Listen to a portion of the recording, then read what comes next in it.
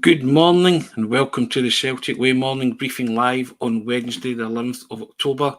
I'm Tony Haggerty at Haggerty10 on the Twitter or the X handle, whatever that is. And I'm absolutely delighted to be joined by this man today. It's been a long time since the two of us have been on a podcast and a morning briefing. And it's the wonderful Alan Morrison, Celtic by numbers on the Twitter handle or X handle from the Huddle Breakdown. Good morning, Alan. Alan, how are you, sir? Yeah, lovely. Missing the football, but no, all good here. Indeed, we most certainly are. Now, this is where Alan falls asleep as I tell him that we have a new podcast sponsor, and I'll just run through that, guys. This show is proudly sponsored by MPH Group. They are Scotland's award-winning family-run all-trade specialist covering all of mainland Scotland. If you're dreaming of a new kitchen or bathroom, or you're needing a boiler installation, repair or service, then MPH Group has you covered. They specialise in kitchens, bathrooms, boilers, and even home cover plans with flexible finance options available. They can make your dream transformations come to life as they have over 20 years of experience in home improvements. But here's where it gets even better. Every service you opt for automatically enters you into MPH's incredible holiday giveaway. So you can picture yourself enjoying a 7-night stay at the luxury 5-star Moon Palace Resort in Cancun, Mexico. So the links to MPH Group, if you want to find more about what they offer and what they do, are in the descriptions of the podcast. So have a look at them, guys, and we thank MPH Group for their sponsorship of the Celtic Way morning briefing. There you go, Alan. I thought I did that okay. That was all right, wasn't it? Is this when I wake up? yeah, somebody jolt, Al.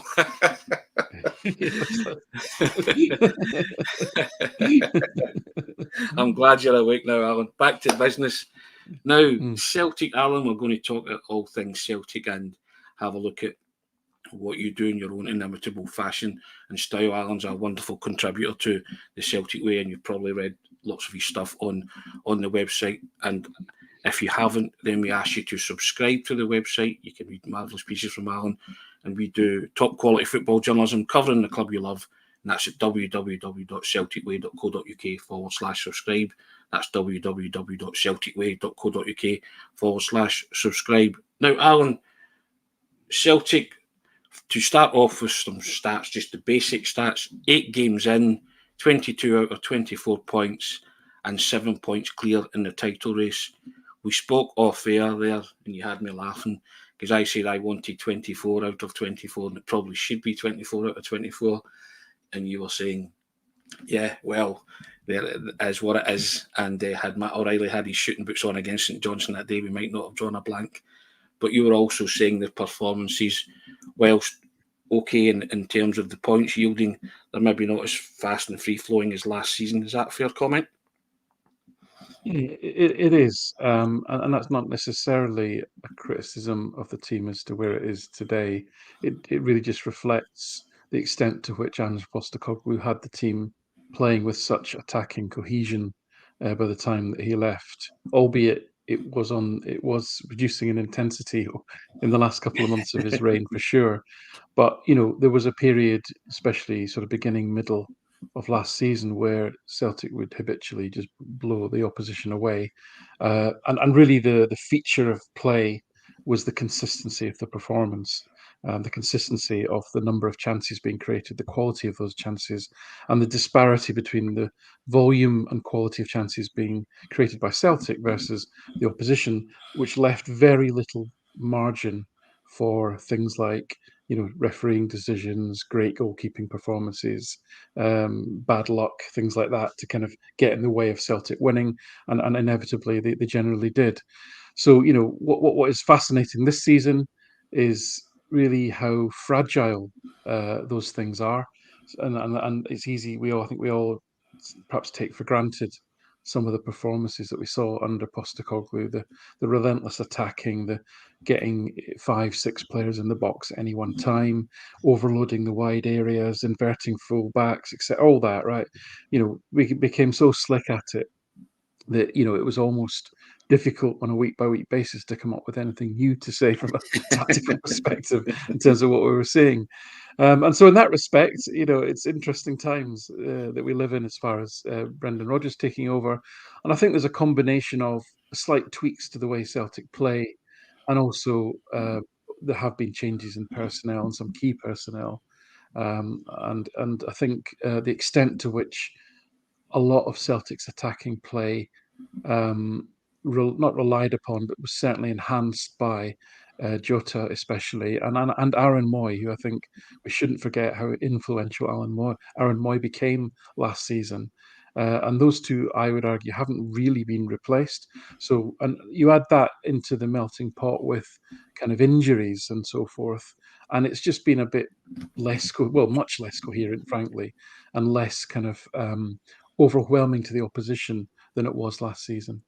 Yeah, that's the word you used to me, overwhelming to the opposition. But certainly signs on Saturday, Alan, that could all come good, with Celtic blowing Kilmarnock away. I think 3-1 flattered Kilmarnock, actually, and that was kind of signs of the old Celtic, or first time round under Brendan Rodgers, where they created a lot of chances. And I think if that game finishes 6 or 7-1, nobody's really going to bat an eyelid at that, are they? It was, I mean, some of the interplay, the passing and moving was excellent. It was fun to watch, and that's really, that's key. We all want to watch good, enjoyable attacking football. That's what Celtic's always been known for. So that aspect of it I thought was great.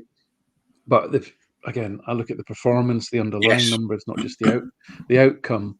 And again, for not, as with most games this season, Celtic gave up over one in what we call expected goals, which means an average team, given the chances that Kilmarnock had on Saturday, would have averaged more than one goal. So although you say it could have been 7-1, I think by XG 3-1 was about right. But it is a feature this season that we're giving up a lot of chances, especially, funnily enough, in domestic football. We're actually only about fourth or fifth in the league in terms of expected goals against, which means that we're averaging well over one expected goal against in each game. And as I say, there's at least 4 teams in the league that have got lower expected goals against than Celtic have. So that's a worry for me, because, and the reason that that's a worry is because the closer the gap between expected goals for and expected goals against, the more likely it is that the negative variance that I talked about earlier, things like refereeing decisions, Yes. opposition goalkeepers having a blinder, mistakes, just simple bad luck or whatever, the more that risks you dropping points. So I think there's a lot still to improve this season. So we know that there's been issues, especially in defence.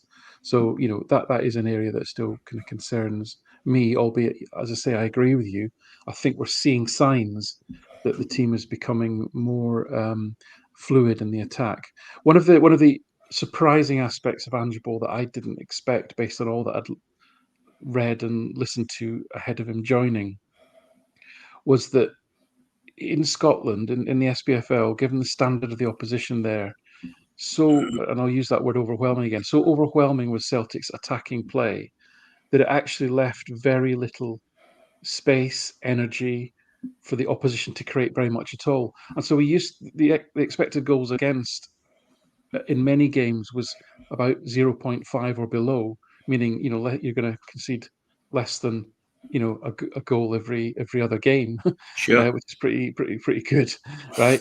because Celtic pressed the opposition back so far up their own pitch, and teams tended to fall back into a low block. Secondly, when Celtic did lose the ball, the pressing was so relentless. Teams were just rushing to get the ball out of the defensive area and tended to just recycle it again. Yeah. And thirdly, the cumulative physical and mental tiredness that facing that type of opposition gives you means they just simply couldn't get up the pitch and offer much threat. So that wasn't something that I expected from Postecoglou's team, because historically his teams actually conceded quite a lot of goals. But that was in leagues where there's probably a much narrower gap in quality between his team and the rest of the league. When you put Ange Ball up against much inferior opposition, it was simply overwhelming for them. Use that word again.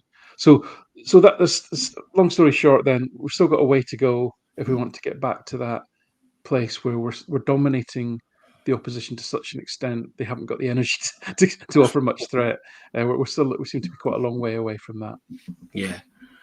Got a few comments coming in. I'll just read a few. Patrick McLaughlin, are we not actually 1 point better off from last season, but 20 odd goals less?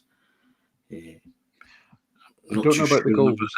I know we'd scored 9 at Dundee United early on. Yeah, and I think there was a couple of 5 in there as well. So that may well be ballpark true. As I say, outcome, which is the number of points, really, I'm less concerned about at this stage. It's more about, for me, performance, because the performance is more predictive of what will happen going forward. Number of points you got could have been that we just got lucky in an occasional game, or keeper makes a great save, etc. That can just hugely distort over a 7 or 8 game sample. Like a sending off, for example, can massively distort the numbers even over 7 games. So, as I say, the trends in the underlying performance are that we're just simply giving up too many chances, and too many good chances, especially at home. And maybe we'll come to Europe later. Brown Warrior, Sam Rodgers would have buried those chances at St Johnstone. No danger. I'm not pointing the finger. I'm blaming Matt O'Reilly. It was just one of those days where he didn't have his shooting boots on, the goalkeeper of the Stormer. So Patrick McLaughlin, we lost to St Mirren on game week 7. I'm sure, yes, Celtic did. TJ Lindy said Celtic got more points this season than we did this time last season. Yep, that's a fact. That's factually. It's a fact. But again, I reiterate, we're looking at performance, not outcome. And Pete McGee, I love Dan Ball most of the time, but he's grown to like the more pragmatic approach under Brendan Rodgers just as much. In-game management is demonstrably better. Again, that's something that your eyes are telling you. And then Alan, there's underlying statistics for that, isn't there? An analysis for that. Plunge McNugget saying he doesn't see Celtic scoring 9 this season. I mean, that was they did that once. And Mahesh Raja saying the net XG is barely over 1 so this season so far. Variance and VAR is in play. That's something that you've been alluding to there, Alan, as well, about the giving up of chances and the concession of goals, which is, as you see, even at this early stage, it's still a concern because teams are getting chances to score, aren't they? Basically, that's what that translates to. It is. And in each game as well. Probably not so much St Johnstone, who are probably the poorest team in the league, yet managed to get a draw at Celtic Park. But and there's context here, right? So obviously, down to 10 players at Livingston. Therefore, we're not chasing the game. We're not generating a lot. The game at Ibrox, where we control the first half, get our goal, and then they have to throw the kitchen sink at it because. Again, I come back to, I'll talk about performance over outcome because that's what I'm interested in, and as I say, that's more predictive. But again, I want to reiterate how absolutely crucial it is to win the league this year. Right, the Champions League changes format at the end of the season. It gets expanded. The champions of Scotland go straight into the group stages. We rather than having 6 matches, it's we'll definitely have 8, and more than likely may have 10 as a minimum, and the money goes up considerably on top of all that. And think about, in terms of adding all that up, you've got the overall kind of participation income, you've got the match day income, where you've got an extra 2 to 3 home games, which is probably an extra £5 to £6 million, and you've probably got a greater share of a bigger television pot. So it's absolutely massive in the context of Scottish football and the money that's available in Scottish football. That Celtic win the league this year. That's why I'm kind of, like performances at Ibrox, where it wasn't particularly great football, but we got over the line, got the 3 points. Those sort of days are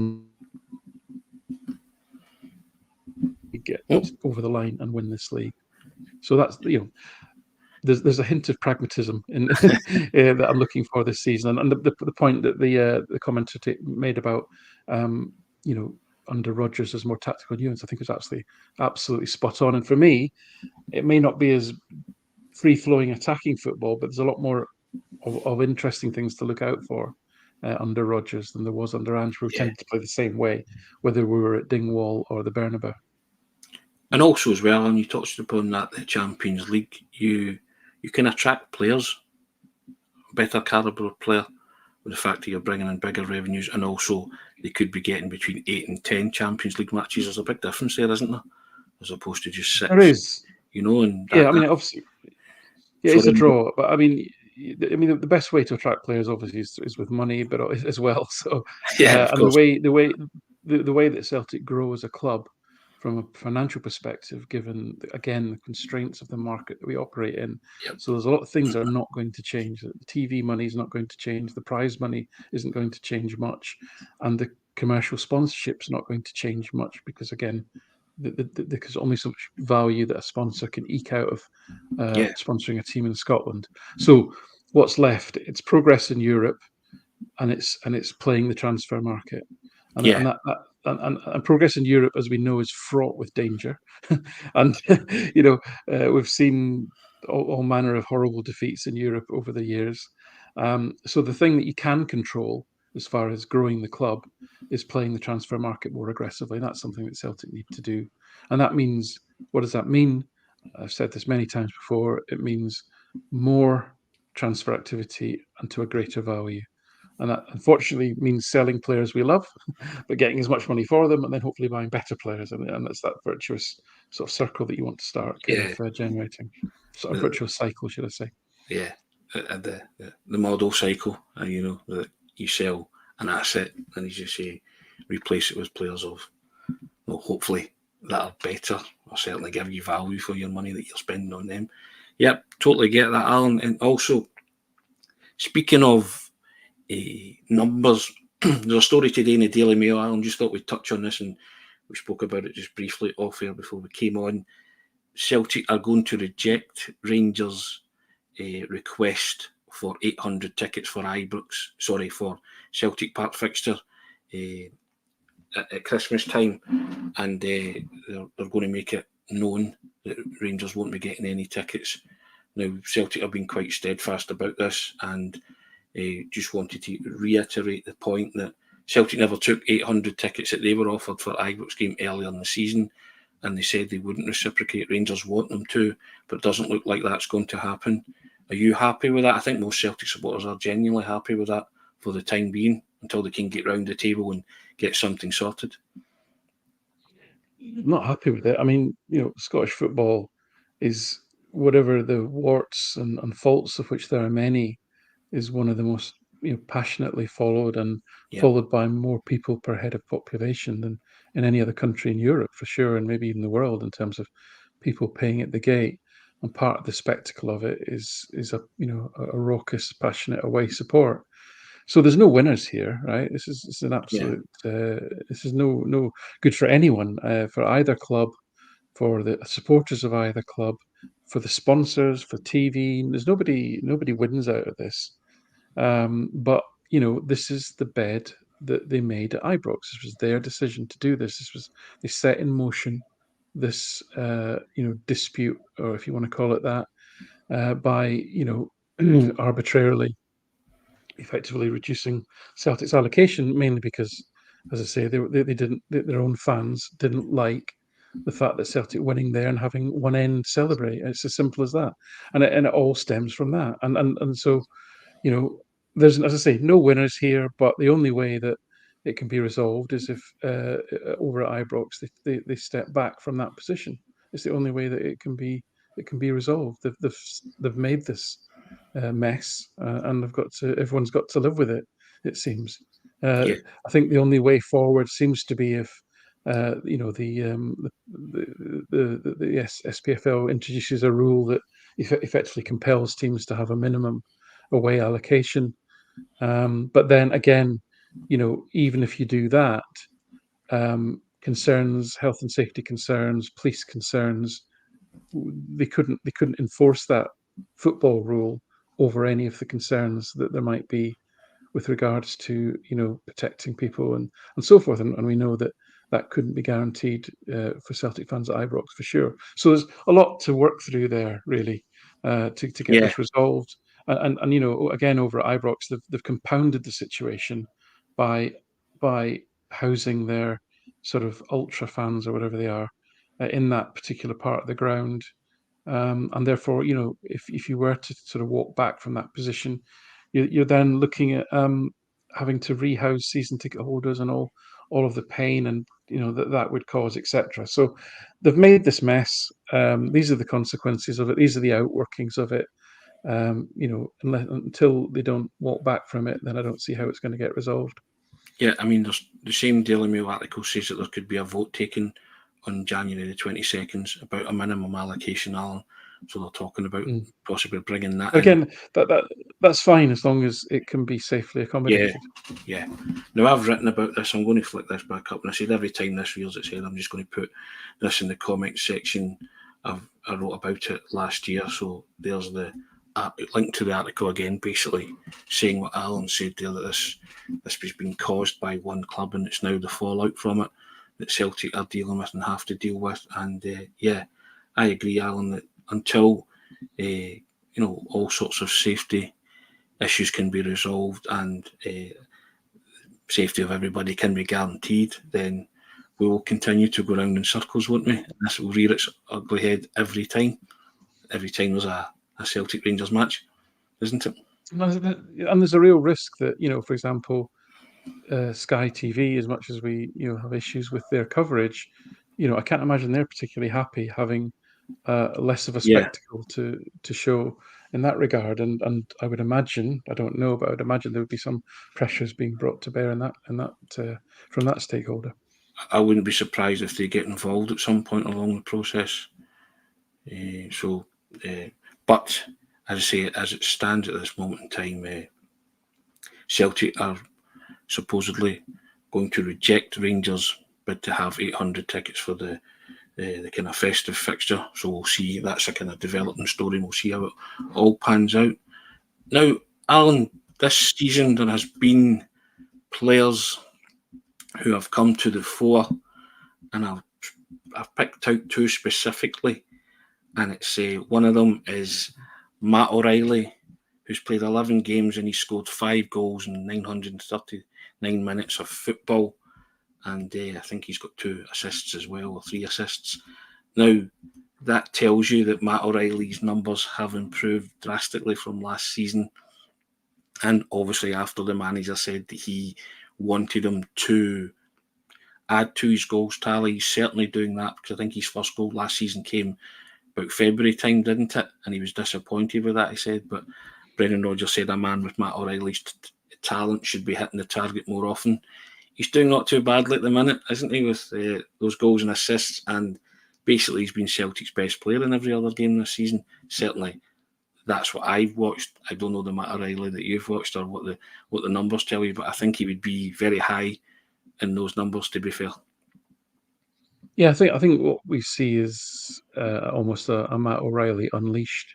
And what I mean by that is one of the features of Ange Postecoglou's play was it was actually quite positionally, I say rigid. I don't want to over egg that, but the demands on the players, where he expected players to be, there was obviously flexibility. There was obviously some fluidity about it, decision making in terms of where to look for space, where to look for overload potential, etc., when to break into the box. But by and large, the role that O'Reilly played as a sort of right-sided number 8 in a midfield 3 was to get into the box as much as possible and be more of a kind of creative kind of force. And it was the role that Tom Rogic had actually played the season before really well. Yeah. And O'Reilly did last season. The fact that he didn't actually score, again, I wasn't concerned about, because his XG numbers were pretty good. So it was just, again, a combination of bad luck, maybe a bit of bad finishing, ball hitting the post or the goalkeeper or hitting somebody's leg or whatever it might be. The underlying numbers were always there that he was going to score goals. But why do I say unleashed? Is because he I think, has been given quite a specific role in Brendan Rodgers' lineup, and it absolutely suits him. He's the perfect player to do this. So what do I mean by that? So, whether we like it or not, Callum McGregor's legs are slowing down. I think it's been palpable, especially in the early season games, that he just looks a little bit of half a yard slower to me than in years gone by. And he's hit 30 now. That age decline tends to be seen in things like ground, speed, etc., agility.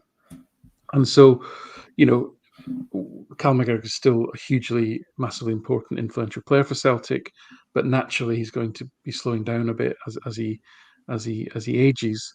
And in general, one of the things Celtic have lacked, I would say, under Postecoglou was the energy and athleticism in midfield. Now, Matt O'Reilly's got most of the tools. He doesn't have great high-end speed, but he's 6'1", 6'2", maybe. He's quite a big lad. His defensive stats have always been quite impressive. What O'Reilly's been asked to do this season is subtly different. He's been asked to make a lot. This is why I say unleashed, because he's been asked to make a lot more decisions about his positioning on the pitch relative to the demands of the game. What do I mean by that? I mean that when the chance is there to attack, he's getting into the box. We've seen this. We saw a couple of times where he gets beyond Kyogo and has scored goals. There was a lovely goal early in the season where Kyogo fed him in and he ran on and smashed it into the roof of the net against Ross County. He's getting into the box, but on other occasions, if the demands are there, he's actually falling back and sitting with Callum McGregor, almost going from a sort of 4-3-3 to more of a 4-2-3-1.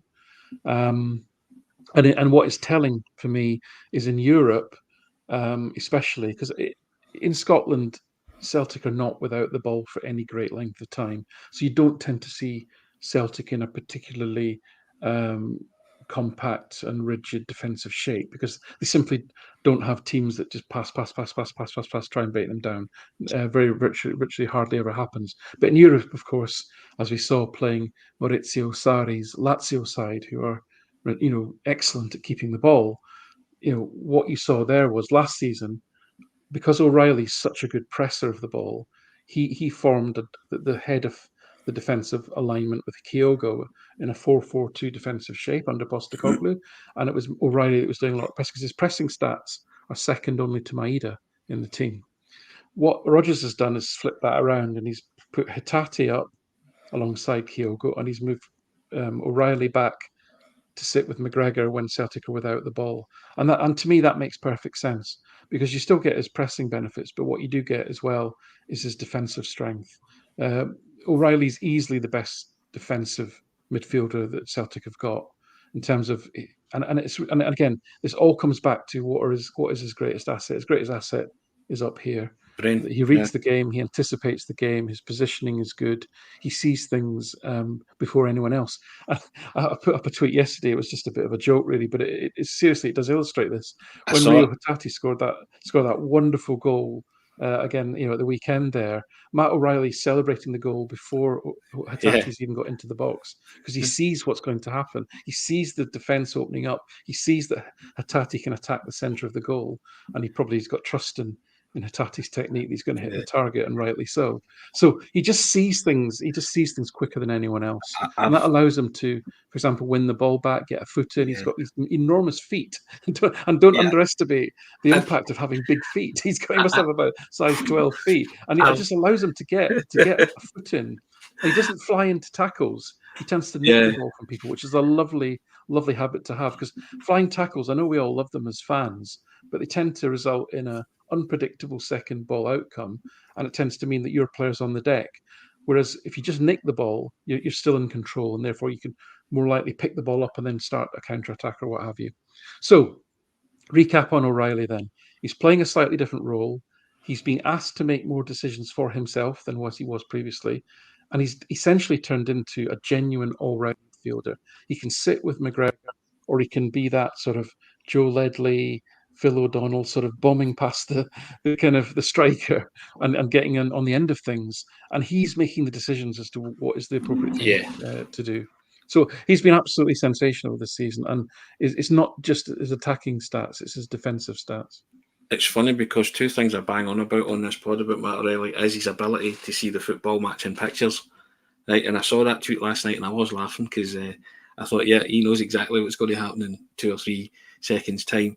And also, I've christened him Crazy Legs Crane because of his long legs. And it's amazing the amount of times, as you say, that he does kind of come from the side and just nick the ball away. And I've started to watch that, and it's a joy. It's a joy actually because he times it so well. He knows what he's doing, and he uses those long legs. Lots of players maybe have attributes like that and not know what to do with them. But Matt O'Reilly is clever enough to know, I've got long legs here. I can nick this ball at certain moments in the game, and I'm not surprised to learn that he's only second in pressing to Maida, because Maida's just a machine. It's just like he is a pest to play against. But I like that about Matt O'Reilly, and like you, I think Brendan Rodgers is developing him into the. I mean, nobody's ever the complete player, Ali, but he's as close as damn it he'll get to him by the time Matt O'Reilly eventually says it's time to move on to pastures new. But hopefully he's around for a while yet. But I'm just enjoying watching him, Alan. I just think Celtic have got a real elegant and classy footballer in midfield, both who can do both defensive jobs and attacking. And now that he's adding more goals, I just think he is a joy to watch, and has been Celtic's best player so far this season, and it shows, doesn't it? Yeah, it does, and I think it was palpable almost as soon as the season began that he seemed to be feel liberated under Rodgers, and maybe Yes. there was just the comment about the being spoken to at breakfast and something, which is a bit odd, but all right, he's a bright lad, Matt, and he obviously you can see that his self-confidence had risen, that he felt he could make a comment like that. I think he was So that was making a point there, interesting. wasn't he? That was a warning shot over the bow. And also, Mhm.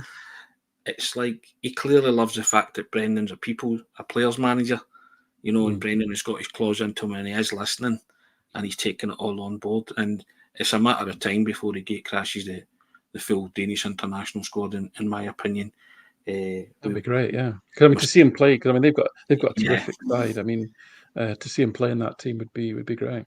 Yeah, I mean, myself and Ryan were speaking about the fact Christian Eriksen can't go on forever, and if he ever wanted a ready-made replacement, but somebody who can, fill that gap when Christian Eriksen decides to eventually say call it a day in international football, Matt O'Reilly could easily step in there, I think, and do that job. But you see, they've got a talented squad, and I think that would just enhance his reputation and make him a better player when he plays alongside those kind of guys. Yeah, absolutely. It helps Celtic if the higher level these players can play, and more exposure they get into national level. And as I say, unfortunately, it does mean that that it means you're less likely to keep them for a long time. But again, much as we'll are admiring of O'Reilly, if we get an enormous bid for him and can get 2 or 3 players who were as good or better than O'Reilly was when we bought him for 1.5 million, then that's how the trading model works, unfortunately, or fortunately.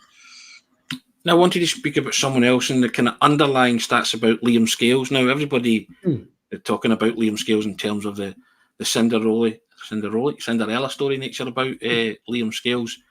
And, Liam Scales, he's played 8 matches for Celtic. He's kept 4 clean sheets in the defence in those matches, and that includes away trips to Ibrox and Livingston. He's played 720 minutes of football, Alan, but this was a guy who wasn't even quoted in the first 2 squads at Ross County and Aberdeen. He's come in through injury to various centre-backs, and he has done very, very well. Brendan Rodgers himself said he's one of the surprises of his managerial career. Now, I just wanted to ask you about the underlying stats with Liam Scales. Our eyes are telling us that we're watching somebody on an upward trajectory, and he's doing particularly well at this moment in time. But I've also looked at him and thought there are times when his distribution isn't great. He can take a lot of touches, and certainly that was noticeable in the St Johnstone game. That's certainly improved. He likes a tackle as well. He likes to win the ball in the air, because I don't think they lost a header on Saturday against Kilmarnock. But I just wanted an overall bigger picture and see if my eyes are telling me what the stats are saying, or you can skew it some other way, because I guess there are underlying stats with Liam Scales. Everybody's just kind of marking his improvement, saying he's terrific, he's this, he's that. I'll hang fire on that, but I'll just say he's playing at the top of his game at the minute, deserves his Irish call-up, and I hope he achieves his dream of playing for Republic of Ireland in these qualifiers coming up. And I just think but we're watching a work in progress with Liam Scales. Listen, I have to remember that, if you consider the time that the likes of Kobayashi and remember Iwata played centre half in the cup final for a period. Arguably, Scales was 7th or even 8th choice centre back at the start of the season, and in all honesty, was probably one who maybe didn't have a future even at all at the club. So for him to come in and perform as he has, but also again, listen, it's all about context always, and the context here is that he's played in some of the toughest games that Celtic are going to have, in terms of, he's played in the Champions League, he's played at Ibrox, he's played away at Livingston and Motherwell, etc. So all of those are testament really to how he's adapted, because the feature of the last 2 seasons has been, actually, although Carter Vickers and Starfelt eventually had a very steady partnership, there was a period under Postecoglou where it was sort of Carter Vickers and one other, and that was kind of tended to be a rotation. And then the fullbacks, it was Ralston, then it was Juranovic, then it was Johnston. On that side, it was always Greg Taylor left, and so there was quite a lot of toing and froing. But the one feature of the defence was always that it didn't matter who was playing, what the context was, what the situation was. You always got the same level of performance from Cameron Carter, because it didn't bother him who he was playing against. He always managed to be consistent. That hasn't been there this season, right? So not only has Scales had to come in, he's obviously been playing with a cavalcade of newbies who have one by one kind of got injured as well. So all of that, I think, is to give Scales credit for how he has come in and settled to the extent that he has. And as I say, played in some really, really difficult games. He probably as difficult a run of fixtures as maybe we might get over the season, arguably. So fair play to him. But in terms of, he's just short of the 900 minutes that normally is my benchmark for minimum, really, for making absolute sort of proclamations about a player, if you like. But just in terms of where we are so far. So again, listen, one of the reasons that I do Celtic by numbers is to try and give that more rounded, balanced view of a player. So that means that, it isn't just, oh, they're brilliant or they're rubbish. The reality is usually in between on a spectrum, and they might be trending towards the higher end, or they might be trending towards the lower end. Very few players are either extreme. You're talking, you sort of probably, in recent history, it'd be your sort of Van Dijk at one end and your Larson at that end, and then I don't want to name anyone at the other end, but you can probably guess there's some players that would be down there. So generally speaking, most players are a little bit more kind of in the middle. So all that being said, then with Scales, you mentioned his distribution. I think that St Johnstone game was painful. He was so slow on the ball. He actually completed something like 130 passes in that game, 123 actually. And you think, oh, that sounds impressive. Well, it kind of is, but also means that he probably had far too much of the ball, and really you wanted to get that ball to better players to attack more. You don't want your centre back against St Johnstone having 123 passes of the ball, but it was his first game, right? So I think we have to give him that. I think his distribution has improved. He's very wise, I think, in that he is keeping it simple. So he's actually achieving a high number of what I call pack passes in a game. So that's passes that take out opponents by passing forward. So although he's got a high volume of those, they're not particularly aggressive, as in he's maybe taking out the first press, maybe taking out the striker and the winger to get the ball to Taylor, for example. So it's not like a expansive pass. It's not like a line breaking pass. It's just a kind of basic pass, but a useful pass, because it takes out that initial press. So he's very good at that, but he's keeping it safe, which I think is wise. So I don't think his passing range is particularly great. I think he has sped up in terms of the way he's playing. I think he's moving the ball a bit quicker, so I think that's good. My concern with Scales is actually coming back to what you said about Jules. He's got the same tendencies as Starfelt had, in that he thinks he can win headers that he can't. He sometimes gets dragged under the ball, he sometimes attacks a ball and he gets pulled too far out. So for a perfect example of this, where he got away with it, was at Ibrox in the first minute, where he Yeah. went to win. He went all the way out to the near the touchline to win a header that he was never going to win, and the boy flicked the ball on, and only because Scales had left his position was the striker offside. Side, yeah. That was just luck, right? Because it was a really bad decision. It was a really bad decision. So there's that, and like you say, he does fly into the occasional tackle, which I know the fans love, but I like defenders that are quite circumspect and quite cautious in how they defend, in a sense. Um, so that's a stylistic thing, and that might be I'm just declaring that as probably my bias. I'm not that keen on defenders that fly into challenges in an over-aggressive way, because it tends to often expose the rest of the defence. So the way I would characterise Scales in terms of his dual success is it's actually not brilliant, and that might surprise you, but his dual success isn't actually as good as Lagerbielke's was. The difference between Lagerbielke and Scales, I think, has been that when Lagerbielke's made a mistake, he's tended to get punished. When Scales has made a mistake, like that one at Ibrox, he's tended to get away with it, and therefore people don't notice them so much. And that's a perception So thing. far, Alan, yeah, he's got away with it so So far. far, so in terms of sort of individual personal errors, Scales' error rate is really high, but he's generally got away with it. So I just wanted to be very open and honest about that, because you No, don't always get away with it.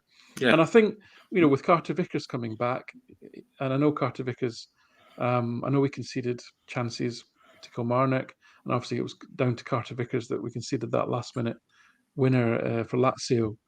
Obviously, the guy's been out for a long time. We know Carter Vickers' strength. We know how consistent he's going to be once he gets up to fitness. That can only help Scales. So, listen, what I would say is I think he's been revelatory in terms of how he's personally handled the pressure and the context of the matches he's been asked to play in.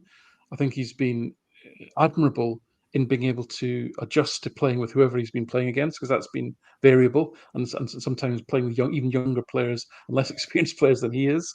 But again, to be fully rounded and honest about his performances, quite a lot of errors, a little bit slow in distribution, and I'm still not convinced he's the long-term answer. But you cannot fault the lad for what he's done in the games that he's played. I think he's been excellent version of himself for sure.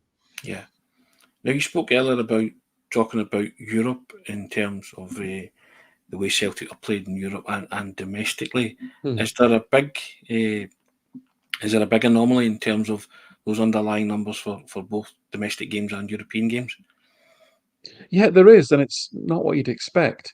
I mean, it's only 2 games, right? So the sample Yeah, size yeah. is ridiculously small, obviously. And, Celtic played with 9 players for half an hour in final, which tends to distort things massively. Yeah. But even despite that, what is noticeable is that Celtic, believe it or not, are one of the more defensively sound teams so far in the Champions League, which is astonishing. Last season, we were near the bottom in terms of defensive stats as a Hmm. team. Yeah.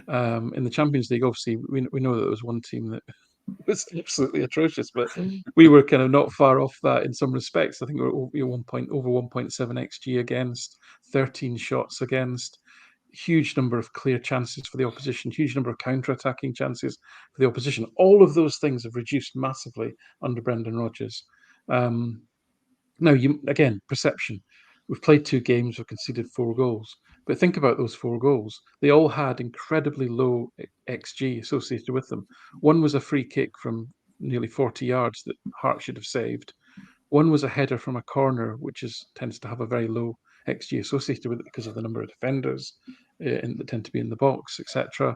And the other was also a header, Pedro's header after Carter Vickers' mistake. So Celtic have been punished absolutely ruthlessly for the mistakes that they've made.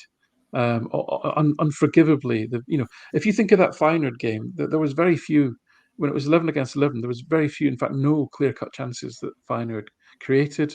Lazio, the goal from a corner. Again, I'm arguing that Hart should an agile younger Joe Hart keeps that out. The last minute winner from an awful mistake by Carter Vickers. again, how many clear-cut chances did Lazio create? Hardly any. So what Rodgers has done is played the way I wanted Postecoglou to play in Europe, which is it isn't revolution. It's just tweaks, right? We're actually not playing any. We're not actually dropping deeper. If anything, he's pushed the team up a few meters higher. We're playing a reasonably high line, but we're playing in what I'd call a mid block. So a mid block is where you defend really from the middle of your own half to the halfway line. So you're not dropping onto your own box. You're defending well before your own area, and you probably don't press aggressively until they get over your halfway line, unless you've got them penned in. So there's a number of features that I think Rodgers has done. One is just that mid block, which Postecoglou didn't really do. The shape's the same; it's still a 4-4-2 out of possession. The second thing is the pressing decisions. So under Postecoglou, whenever we lost the ball, we pressed the opposition. And then you saw Madrid, bing, bing, bing, bing, bing, bing, bing. Their centre half is more skillful than our centre forward, right? So they were just they could just play around you easily. What Rodgers is doing is, if the chance is there to press, then press. But if it's too high risk, then fall back onto this sort of medium block. And then just the spacing. The spacing is crucial, and we're just a little bit more compact. The fullbacks are just tucked in a little bit, etc. We've got OReilly sitting back with McGregor, and as I say, O'Reilly's a really good defensive player. So just those little tweaks have made Celtic far more solid in terms of Europe. Now there is, of course, a corollary to that, which is that we're not creating as many chances. I mean, I think Celtic were in the top 10 in the Champions League group stages last season for XG4, number of chances created. Of course, we didn't take them, right? That's the other problem. But this season we're not. Obviously, we've not created nearly as many chances. But to me, if you're going to win the game of football at that level, if you turn it into a basketball match, generally speaking, the teams that we're playing have got better forwards, better midfielders, and therefore they're going to outscore you, as Leipzig did, right? We tried to go toe-to-toe with Leipzig adding Kunku and Szoboszlai and Werner and Lima and all these people, and they're always going to outscore Celtic, and that's what happened. If smaller teams, and by smaller I mean less well-resourced teams, are going to have a chance at Europe, you have to make it a low-scoring game as you possibly can. And then, as we spoke about before the show started, you have to then be on the right end of those little marginal calls. Fine margin. And we haven't been in either game. Against Feyenoord, the sending off of Lagerbielke, which I thought was incredibly harsh, and then obviously against Lazio, at one end you've got an offside by a few millimeters to chalk off Palmer's goal, and then at the other end, unfortunately, Matt O'Reilly's size 12s just played, Pedro on side. If it had been Greg Taylor and his size 6s, we probably would have been all right, And those are the margins. And if we had won that game 2-1, the whole narrative completely changes. Yeah. Again, it's another reason I focus on performance, not outcome, because that's ridiculous. Why should the narrative change just because of a few millimeters either end of the pitch? The performance was the same, right? So anyway, that's my summary of the Champions League campaign. I'm hugely encouraged, because if we continue to be very difficult to play against, to be tight, to be obdurate in defence, keep things solid, and we can just get on the right end of a VAR, right end of a lucky break, or we can get Hatate a bit of magic at the right time, O'Reilly, Kyogo, whatever. Then I'm confident if we can get a goal up, we can nick one or two of these games, and we've got a fighting chance. I was going to say that, Alan, that we spoke to Ken Dalglish yesterday, and he said Celtic keep knocking at the Champions League door, they'll eventually boot it in. He says he's not sure if that'll happen this season or next season, but he says if they can sort of get themselves back in it and grab that Europa League spot, obviously that means winning your 2 home games at Celtic Park to have any chance of that. But from what you're saying, the underlying stats will tell you, and things that I always like it when you come on, because I listen, do a lot of listening, but I do a lot of learning as well. So yeah, I'm learning, because that's what I'm thinking, that it is a fine margin, and Celtic have not been on the right end of those fine margins yet, and hopefully they can. And when they do, they will win that game. They will shatter that 10-year wait for a Champions League group stage win, won't they? Which everybody likes telling us about. We know. But it is certainly those couple of games against Feyenoord and Lazio have shown me that Celtic are on the right lines, aren't they? I think so. Definitely more nuanced in terms of the way that we're playing. More, I don't want to use the word pragmatic. It sounds like damning, either damning Rodgers with faint praise or damning Postecoglou as some kind of starry-eyed idealist. And I don't mean either. It's more subtle than that, but it isn't. It just shows. It illustrates to you just how delicate these things are in terms of the ecosystem of a football team. Because, as I say, the personnel hasn't changed massively from Postecoglou to Rodgers, and yet we can all see that we're not as potent an attacking threat as we were last season. But similarly, Rodgers has come in and not really made any drastic changes to the shape of Celtic's out of possession alignment, and yet dramatically changed the underlying performance numbers with a few simple changes. I say simple. I'm kind of over egging that. I don't mean simple. I just mean they're not dramatic changes. We've not suddenly gone to a back six or a back five. We've not suddenly stationed two defensive midfielders in front of the back four. We're broadly using the same players in broadly the same shape. We've just changed the emphasis on a few things, and that has actually had quite dramatic results so far. I mean, we could get absolutely steamrolled by Athletic Madrid, of course, which is possible because they're a superb team, and that all could go out the window. But that's I think Lazio and Feyenoord are not far off where Leipzig were last season as a proxy.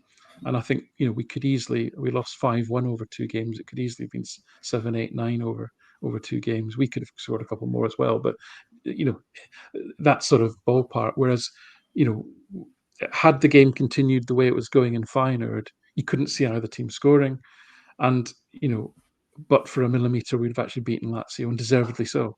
So I think just this is why we've paid Rodgers the big bucks. To me, he's actually even more than O'Reilly. He's been our player of the season, Rodgers, because I think he's just, even though we're not performing as well, we aren't in domestically. You can see that he's starting to build the team and get them to play the way that he wants. And when he gets all the players back, and if we can massively improve our transfer market dealings, then he's got a fighting chance of emulating Postecoglou domestically, but also improving on Postecoglou's performance in Europe. Yeah, and that's all Celtic supporters want, isn't it?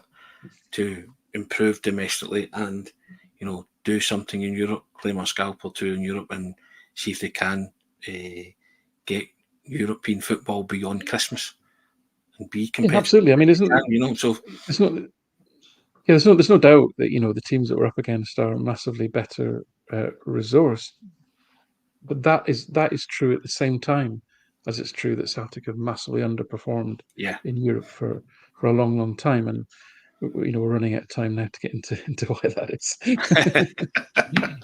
That's all right. Listen, ladies and gentlemen, I hope you've enjoyed it. It's always a pleasure having Alan on and his take on all things Celtic. As I say, I do a lot of listening, but I like to listen and I like to learn as well, and I always learn when Alan's on. So thank you, Alan, for coming on and giving us your take and slant on the season so far. Some good stuff. Some in-between stuff. As you say, it's a sliding scale, isn't it, when you look at certain things. But the bottom line is that I think we both agree that Celtic are on the right lines, aren't they? Both domestically and in Europe. And I think the future's exciting, certainly. It is. And yeah, thanks for having me on. I think, the next step maybe is the recruitment team have to up their game. I don't know that Rodgers was given the best tools, and I don't think we're upgraded on what we had last season, and that's down to the recruitment. So that has to improve, and if we can get better players in, it's a lot of it in Europe, especially, it's not complicated. You just need better players. It's easy to say that, but I know it's hard. And Rodgers will improve players, hopefully. As we saw, we're seeing with O'Reilly and Liam Scales even. There's that element, of course. We want to see that. But to grow as a club, we just simply need to get better players in the door. Excellent. Now, this is where you go to sleep again. Now, this broadcasting show was proudly sponsored by MPH Group, who are Scotland's award-winning family-run all-trade specialist covering all of mainland Scotland. If you're dreaming of a new kitchen or bathroom, or you're needing a boiler installation, repair or service, then MPH Group has got you covered. They specialise in kitchens, bathroom, boilers, and even home care cover plans with flexible finance options available. They can make your dream transformations come to life, as they have over 20 years of experience in home improvements. But here's where it gets better, because every service you opt for automatically enters you into MPH's incredible holiday giveaway, so you can possibly picture yourself enjoying a 7-night stay at the luxurious 5-star Moon Palace Resort in Cancun, Mexico. And if you want to learn more about MPH, then just click the links that are in the broadcast, the description of the broadcast today. And that's all that's left for me to say is thank you, Alan, so much for coming on the programme and being part of today. Really enjoyed that, talking about the story of Celtic season so far and numbers. I wish you all the best, and no doubt I'll see you soon.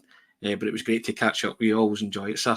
And thank you, everybody, for tuning in. Hopefully you're having a wonderful Wednesday. We'll see you all tomorrow. But thanks, Alan, once again. You're a star. Thank you. Take care, guys. See you all tomorrow.